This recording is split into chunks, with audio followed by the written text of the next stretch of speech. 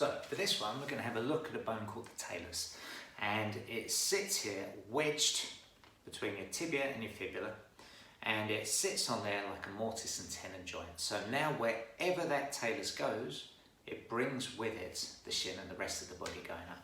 Incredible little bone.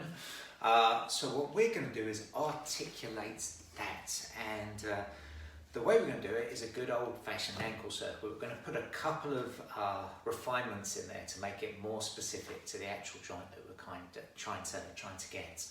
Now, if you were in the workshop with me, you would have seen how when we move that talus in certain positions, we can test certain muscles, and some will become facilitated, become strong, others will become inhibited and become weak. So the way that this bone moves actually aids this knock-on effect of muscles allowing movement to happen and creating movement to happen. So really important that we keep this joint nice and loosey-goosey. The other slight problem we have with this is everything through the whole body can affect it as well.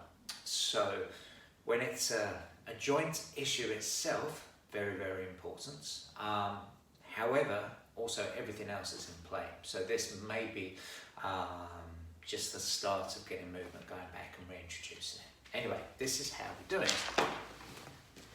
You're going to cross one leg over like so. And the idea of this is we want to stabilize the shin so that it can't rotate through the shin or up through the thigh.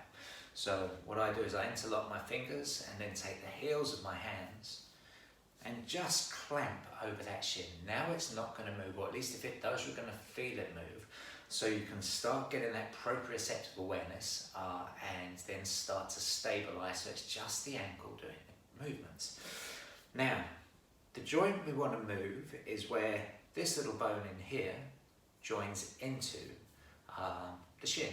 So we don't want the toes to be moving around like this. Great toe articulation, but we want this joint. So imagine there's an arrow just here, and this is what we're moving around in a circle.